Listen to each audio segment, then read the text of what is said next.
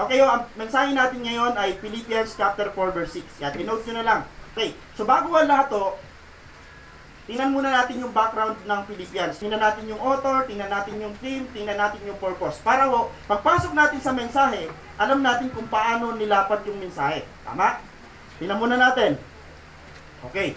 The Apostle Paul wrote this letter to the Christians in Philippi. Okay, Filipos. Probably from Rome, CAD 62.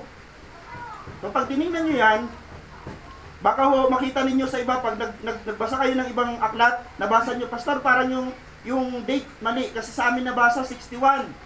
At totoo, mahirap po i-determine kung ano ang pinakatamang date. Pero totoong sinulat siya. Ano ang theme nito? Yung tema mo niyan, sabi dito, Paul encouraged the Philippians to live as citizens of heavenly city. So sinasabi ni Pablo sa mga Kristiyanos, mamuhay kayo na parang mga tagalangit. Jesus is the supreme example of this way of life. Wala nang iba tayong modelo kundi si Jesus.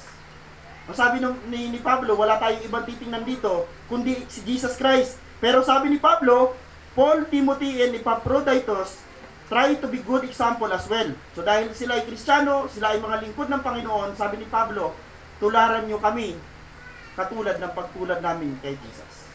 Ang purpose mo niyan ay apat. Paul wrote to the Philippians from prison. He said several purposes in mind. Number one, to tell them that Epaphroditus have recovered from a serious illness. So sabi ni Pablo sa mga taga-Pilipos, sumusulat ako sa inyo para ipaalam sa inyo na si Epaphroditus ay gumaling sa napakalubhang kasakit at karamdaman, to encourage them in their faith. So dito sa number 2, yan ang pinaka mababasa nyo mamaya. Bakit nagkaroon tayo ng mensaheng ganito? Dahil sa number 2 na purpose, to encourage them in their faith. Dahil sa panahon ng mga sa lugar ng Pilipos, maraming mga Kristiyano ang dumating, iba ang turo ang dala. Kristiyano sila, claim nila, mga Kristiyano din kami, pero iba yung kanilang motibo. Ang motibo ng iba nagpipreach para labanan si Pablo. Pang number 3, to assure them that he was still in good spirits. Tandaan nyo si Pablo nasa kulungan.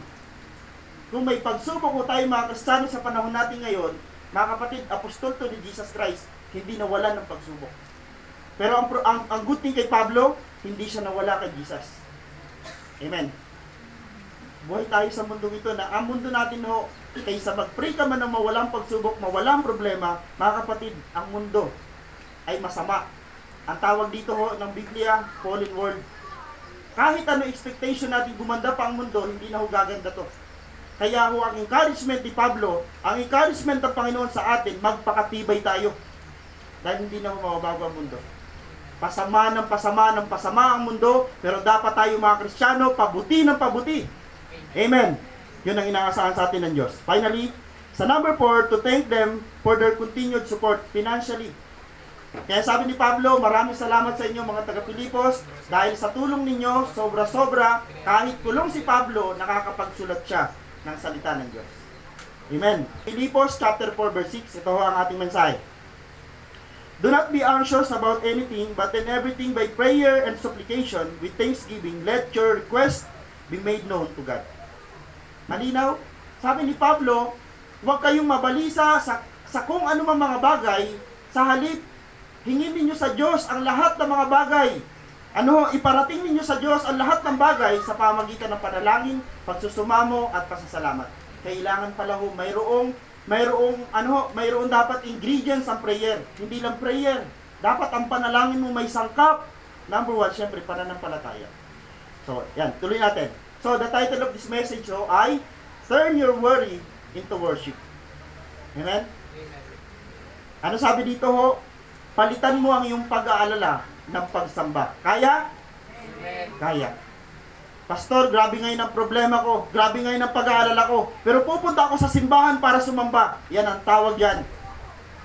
Kinaya mo. You turn your worry into worship. Kailangan gawin natin to. Mahirap gawin to, pero praise the Lord, may salita ang Diyos na magtuturo kung paano gagawin na ang pag-aalala mapupunta sa pagsamba.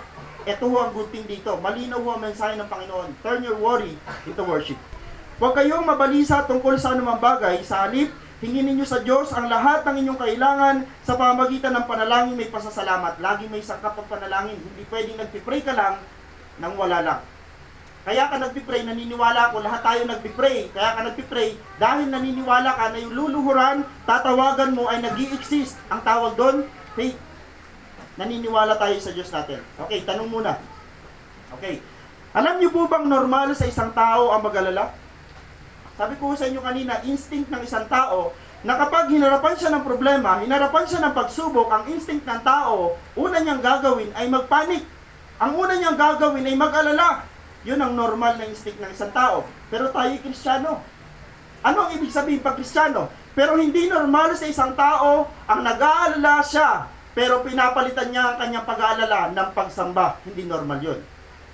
At yun ang sabi dito, yan ang dapat makita sa ating mga Kristiyano ng mga tao sa mundo. Dahil hindi normal sa isang tao yung sumasamba kahit may problema. Tandaan niyo pag may, sa mga unbeliever, sa mga tao sa mundo, pag may problema, pupunta sila sa bisyo. Pag may problema, pupunta sila sa barkada. Pag may problema, magpapakamatay sila. Pero sa ating mga Kristiyano, pag may problema, sasamba ako sa Diyos. Pupunta ako sa Diyos. Yun ang mensahe ng Panginoon ngayong araw na to. Pag may problema ka kapatid, kung kani-kanino lalapit, lumapit ka sa Diyos. Dahil nandun sa kanya ang solusyon. Yun ang sabi ni Pablo sa mga taga-Pilipos. Okay? Yan ang dapat makita sa ating mga Kristiyano ng mga tao sa mundo na kahit may problema ka, kaya pa rin bang tumawa? Mga Kristiyano, may problema ka pero kaya mo pa rin unahin si Lord? Okay? How can our worry turn into worship? Tatlo ho ang sagot at biblical ho lahat. Paano natin hong gagawin na ang ating pag-aalala ay mapupunta sa pagsamba? Yan ang sasagutin ng Biblia sa araw na to. Okay, number 1, hindi mawawala yan. Yan ang unang sagot. Pastor, gusto kong, yung nag-aalala ko ngayon, pero gusto kong, ang pag-aalala ko ay mapalitan ng pagsamba. Kapatid, ang unang sagot dyan, magtiwala ka sa Diyos. Bakit po? Ano ho ang Diyos? Ano ho ang kayang gawin ng Diyos? Sabi ng Biblia, our Heavenly Father knows our needs. Alam ng Diyos kung ano ang kailangan mo at kailangan ko. Alam ng Diyos. Amen. Isipin mong, alam pala ng Diyos. Alam niyo sa totoo lang yung mga taong sobrang mag-alala, nakakalimutan nilang may Diyos na alam ang kalalagayan nila. Okay? Filipos, 4A muna tayo. Okay, hatiin natin. Do not be anxious about anything. Sabi ni Pablo, huwag kayong mabalisa tungkol sa anuman. Sinasabi ni Pablo sa mga taga-Pilipos, which is kasama tayo kasi mga mananampalataya tayo, huwag ninyong alalahanin, huwag kayong mabalisa sa anumang mga bagay. Name it. Magpangalanan nyo ang lahat ng mga pinagkakabalisaan nyo. Pastor, wala akong bigas, wala akong pera, wala akong kung anumang bagay yan. Praise the Lord. Mayroon sa Biblia na nagtuturo, na nagsasabing talagang kailangan ng tao ang mga bagay na yan. Okay, punta tayo sa Mateo. Si Jesus na naman. Kaya't huwag kayong mag-alala na baka kayo kapusin sa pagkain, inumin, o damit. Si Jesus na nagsasabi, meron talaga tayo ho. Alam niyo ang tawag yan, pagkain, inumin, damit. Mga essential needs siya ng tao. Na kapag nawala yan, hindi tayo mabubuhay. Kaya mo bang mabuhay na walang pagkain?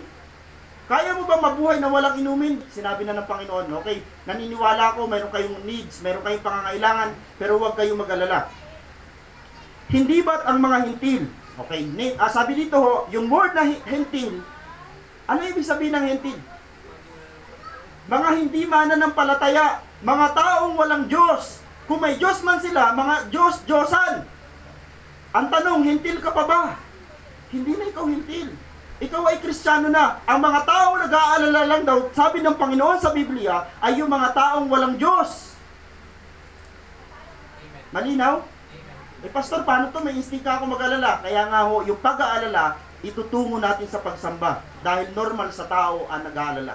Pero hindi normal sa tao, yung habang buhay nag-aalala, hindi ho yung totoo. Hindi ba't ang mga hintila nababahala tungkol sa mga bagay na ito?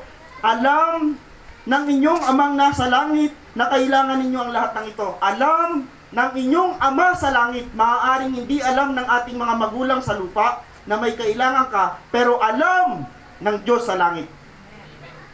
Alam kaya ng Diyos sa oras na ito na emotionally may problema ka? Alam kaya ng Diyos? Alam. Omniscient ang Diyos, alam niya. Bago likhain ng tao, alam na ng Diyos na magkakasala ang tao. Sabi ng iba, paano nangyari yun? Alam na ng Diyos. Alam ng Diyos na magugunaw ang mundo, kaya nga gumawa siya ng isa pa. Doon tayo titira. Alam ng Diyos na mamamatay ang lahat ng tao, kaya gumawa siya ng panibagong katawan. Alam ng Diyos, kasi siya ay all-knowing, omniscient God. Amen. Ba't ka mag-aalala? Conclusion, kaya ka nag-aalala dahil hindi ka naniniwala na may Diyos.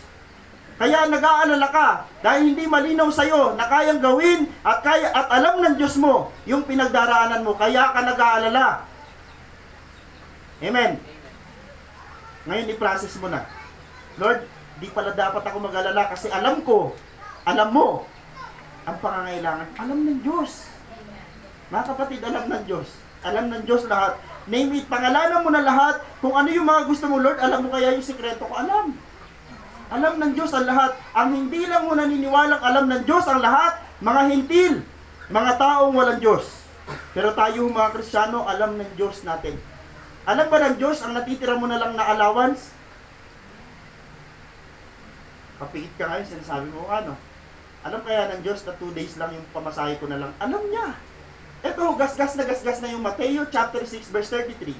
Maraming mga tao gusto nila, Lord, bigyan mo ako nito, bigyan mo ako ng ganyan, Lord, unahin mo ako. Pero yung Matthew chapter 6 verse 33, hindi nila ginagawa. Ano mo ba nakalagay dyan? Sabi dito, ngunit higit sa lahat ay bigyang halaga ninyo ang kaharian ng Diyos. Yung word na kaharian ng Diyos, meaning to say ho, yung word na kaharian ng Diyos, ibig sabihin, pinaghaharian ka ng Diyos. At ikaw yung kasama sa kanyang kingdom. Yun ang kaharian ng Diyos. Ikaw yung nasa kingdom at meron kang hari na tinatawag, yun ay si Jesus. At ang pamumuhay ng ayon sa kanyang kalooban at ibibigay niya sa inyo ang lahat ng mga bagay na ito. Ibibigay pala ng Diyos lahat. Okay, isa-isayin muna natin. Kaya lang, di ba gusto natin lahat, Lord, unahin niyo naman po ako, Panginoon, bigyan niyo naman po ako. Kaya lang may challenge si Lord. May hamon si Lord. Mayroong utos ang Panginoon na kung gusto mong matanggap ang lahat ng bagay, unahin mo siya. Ang tanong, kailan mo lang inuuna ang Panginoon? Pag Sunday? Hindi siya una. Pag sinasabing inuuna natin ang Panginoon, daily. Araw-araw po ito. Bigyang halaga natin ang kaharian ng Diyos. Alam nyo, sa totoo lang, dito lang tayo nakapokus sa baba. Ibibigay niya ang lahat. Pag sinabihan naman ng lahat, talaga excited naman tayo. Kaya lang ang ating niyang conclusion sa Panginoon, Lord, sinabi mo unahin kita, tapos ibibigay mo sa akin ang lahat, hindi na ho naging maganda ho ang trato. Kasi dapat ginagawa yan, kasi ginagawa ng Diyos yan out of love. Dapat gagawin din natin yung part natin out of love. Amen. Huwag niyong gagawin ng isang bagay na requirements dahil requirements lang. Lagyan natin ng puso. Amen. Lagyan po natin ng puso. Okay? Okay, ano una? How can our world turn to worship? Sabi dito, trust God. Huwag niyong kakalimutan yun. Napakasimple ng mensahe, napakasimple, pero ho, malinaw. Bakit daw kailangan natin ipagkatiwala sa Diyos ang lahat? Dahil alam ng ating Ama sa Langit ang ating mga pangangailangan. Mamaya matutulog kang payapa, sasabihin mo sa Panginoon, Lord, alam niyo po ang aking pangangailangan, pero sabi ko sa inyo, wag lang sanang alam ng Diyos ang pangangailangan mo, may sunod na gagawin tayo. Number 2, ask God. Ayan ang gagawin natin, part na natin yan. Yes, alam ng Diyos ang lahat ng bagay, pero hindi ka humihingi sa Diyos. Bibigyan ka kaya ng Diyos? Mga kapatid, mga anak, lambingin naman natin yung ating tatay sa langit bago ka humingi. Ano ang isang lambing natin sa Panginoon? Faith. Isang matinding lambing sa Panginoon, pananampalataya. Dahil pagharap mo sa Panginoon at hihingi ka sa Kanya, puno-puno ka ng tiwala. Sabi ko sa iyo, hindi ka mapapahiya. Dahil ang mga taong nagtiwala sa Diyos, hindi napahiya. Lahat pinagpala. Ask God. Bakit? O paano? Ask God by prayer and supplication with thanksgiving. And grabe yung sangkap ng panalangin yan. Ang panalangin ay may sangkap ng pagsusumamo. Yan sinasabi ko sa anak ko, huwag ka lang puro hingi, makiusap ka rin. Huwag ka lang puro hingi, lagyan mo ng puso. At ang sabi dito, nauuna lagi yung pasasalamat. Wala pa yung natatanggap mong biyaya, pero prepare na ang puso mo, kasi bakit po, nauuna ang pasasalamat bago ka tumanggap. Amen. Ask God by prayer and supplication or through prayer and supplication with thanksgiving. Sabi sa Philippians, last na ho yan sa Pilipos. Philippians chapter 4 verse 6b, But in everything by prayer and supplication, ang iba hong terminology na ginagamit by petition. Sabi dito, with thanksgiving, let your request be made known to God. Yung inyong panalangin ay sangkapan nyo ng pagsusumamo, pasasalamat, at hayaan nyo itong makarating sa Diyos. Alam niyo pa may mga panalangin na hanggang bubong lang? At terminology ng mga Pilipino, may panalangin na hanggang bubong lang. Paano kaya yung prayer na yon? Siyempre, walang mga sangkap yun. Basta prayer lang. Ang prayer na umaabot sa Diyos ay panalangin ho ng pagsusumamo, panalangin na may pagpapasalamat at hindi mawawala dapat ang pananampalataya. Abot na abot yan sa Diyos. At the moment na umabot yan sa paanan ng Diyos, tingin ko unahin kanya. Kasi bakit po, sa pilahan, babalikan ko lang, hindi dahil nauna o hindi dahil po nauna ka o matagal ka na, ikaw ang uunahin ng Diyos, hindi ho. Dahil yun sa faith. Yung pananampalataya natin, dalawa lang naman yan. May maliit at malaking pananampalataya. Sa halip, hinginin niyo sa Diyos ang lahat ng inyong kailangan sa pamamagitan ng panalangin may pasasalamat. At buhat sa hindi mauubos na kayamanan, may kayamanan ng ating Ama sa langit na hindi nauubos. Pastor, mas mayaman pa ba ang Diyos sa pinakamayaman tao? Eh, yung mayaman tao dito, pag nagkasakit yan, doon lang din isasakya sa sakit niya yan. Tama? May mga tao nagpapayaman sa sanlibutan para lang di isaksak sa kanyang sakit. Para lang ang dami yung mga problema ng tao na uubos yung yaman sa mundo. Pero yung yaman na sinasabi dito ni Pablo ng Diyos sa langit, hindi ho nauubos. Grabe. Ibibigay niya ang lahat ng inyong kailangan sa pamamagitan ni Jesucristo, ni Kristo Jesus na ating Panginoon. Si Pablo, sabi niya, dahil magtatapos na ho yan, ang Pilipos chapter 4 lang po yan. Sabi ni Pablo sa mga taga-Pilipos, yung tulong ninyo na ginagawa sa akin, salamat. Dahil hindi ako nagkulang, nag-umapaw pa, pero sabi niya, ito blessing to. Sa mga taga-Pilipos, sabi niya, at buhat sa hindi maubos na kayamanan ng Diyos, ibibigay niya sa lahat ng inyong kailangan sa pamamagitan ni Kristo Jesus. Mateo chapter 7, verse 7 to 8. Humingi kayo at kayo ibibigyan. Di ba, linaw? Humingi kayo at kayo bibigyan, humanap kayo at kayo makakatagpo, kumato kayo at kayo pagbubuksan. Hindi ho tatanggihan ng Diyos ang mga taong humihingi sa Kanya ng totoo. Ang tanong, humihingi ka ba sa Diyos ng totoo? Amen. Sabi sa 8, sapagkat ang bawat humihingi ay tatanggap. Tatanggap ho ang humihingi. Balikan ko lang, kailangan lang may sangkap yung paghingi. Siguro, sa atin sa pananalangin natin, huwag din natin kakalimutan yung mag-repent.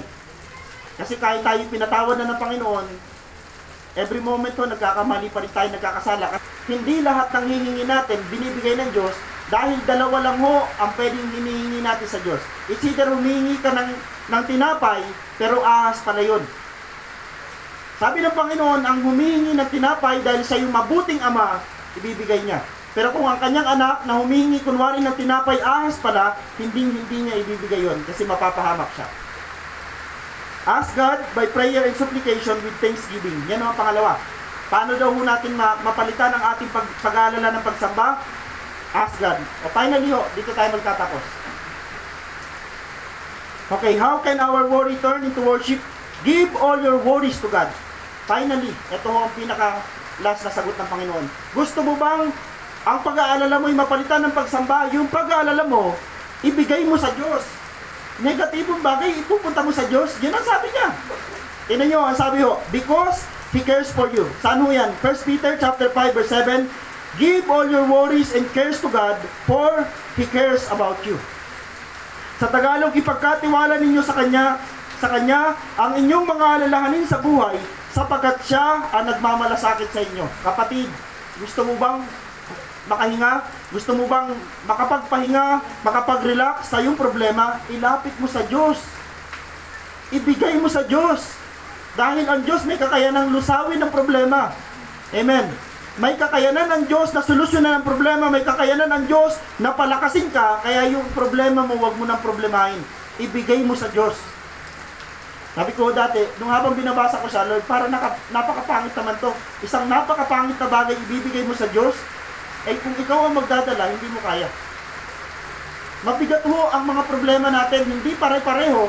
May iba dito, nung bata tayo nagka-problema tayo na maliit. Pero yung bata na yun, bigat na siya. Nung lumalaki tayo, palaki ang problema. Ibig sabihin, hindi nawawala ang problema. Kaya good thing, hindi nawawala ang Diyos sa tabi natin. Pag may problema, abot agad sa Kanya. Pag may problema, tiwala agad sa Diyos. Yung problema mo, hindi mo tatagal. Kasi bakit? Grabe yung faith mo sa Diyos. May mga tao hindi makalapit sa Diyos kasi ang number one kaya hindi tayo makalapit sa Diyos, pride. Lord, kaya ko to, kahit di mo ako tulungan. Grabe, ganun mo ang mga asal. Okay, doon tayo natapos. So paalala, sabi dito ho, kaysa mamroblema. Ano ang sabi? Tayo ay sumamba. Kapatid, may problema ka ba? Isamba mo. May problema ka ba? Iluhod mo. May problema ka ba? Ilapit mo sa Diyos. Kaysa mamroblema, tayo ay sumamba. May mga time mawawala ang isang bagay na napaka-presyo sa atin. Pag nawala yung bagay na yon, kaysa mamroblema, sumamba ka. Amen. Siguro galit na galit ang demonyo. Isipin mo may problema ka pero sumasamba ka, galit na galit ang demonyo, pero tuwang-tuwa ang Diyos sa'yo. Amen o? Kaysa mamroblema, tayo ay sumamba. Ito ang isang bagay na maibibigay ng tao sa Diyos, ang pagsamba. Alam niyo bang lahat ng bagay meron ng Diyos? Magpangalan ka ng lahat ng bagay, sa Diyos yan. Mayroon ang Diyos niyan. Pero yung pagsamba, tanging isang bagay na maibibigay natin sa Diyos. Sabi ko, Lord, paano nangyari yun? Di ba lahat naman ng bagay lahat naman ng bagay meron ka, lahat naman ng bagay galing sa'yo, pero yung pagsamba, galing sa atin. Amen? Kaya yung gagawin mo mamaya pagsamba, o kanina na ginawa mo pagsamba, kapatid, nabigyan mo ang Diyos ng isang bagay na galing sa'yo. Kasi bakit po? Lord, gusto kitang bigyan ng, kahit kanina pinag-uusapan yung tithes, Lord, bibigay ko sa'yo yung tithes ko. Sabi ni Lord sa akin yan. Tama? Eh di Lord, kung sa iyo ang tithes, eto ibibigay ko sa iyo yung offering. Akin din yan. Ay Lord, ibibigay ko sa iyo yung buhay ko. Akin din yan. Pero Lord, sasambay kita. Yan sa iyo yan. Tama? Yung mga bagay na maibibigay natin sa Panginoon, ang totoo, galing lahat sa Kanya yan. At kung bakit tayo makakasamba rin sa Panginoon, siya rin na may dahilan. Dahil may lakas tayo. Amen. Tandaan, sabi dito, if we want our worries turned into worship, we must need to trust God because our Heavenly Father knows our needs. Ask God by prayer and supplication with thanksgiving. Give all our worries to God because He cares for you. He cares for us. Amen no? Then, ito ho ang hamon, bago tayo manalangin. Huwag tayong mabalisa. Kahit pa sabihin natin may instinct ang tao mabalisa, kapatid, huwag kang mabalisa. Paano ang paraan? Magtiwala ka sa Diyos, humingi ka sa Diyos, at ibigay mo sa Diyos. Huwag tayong mabalisa, palitan natin ang ating pag-aalala ng pagsamba. Ito ho ang pinakagusto kong ihamon sa lahat. Sa atin, maging sa akin. Sa panahon ho na babatuhin tayo ng kaaway, o padadalan tayo yung mayroong approval ang Diyos na tayo ay subukin, ang gusto ng Diyos niyan, sumamba tayo. Huwag tayo malugmok. Magtiwala tayo sa Diyos, silingin natin ang ating mga kailangan sa Kanya, at ipagkatiwala natin sa Diyos ang lahat ng ating mga alalahanin sapagkat mahal niya tayo. Yan ang mensahe ng Panginoon sa araw na to. Magtiwala tayo sa Diyos. Kung may pagkabalisa, may pag-aalala, huwag mong kakalimutan, may solusyon yan. Magtiwala, maghumingi, ipagkatiwala sa Diyos ang lahat ng bagay. Amen po. Sa Diyos po, ang pinakamataas na papuri. Yan ho ang mensahe ng Panginoon. Turn your worry into worship.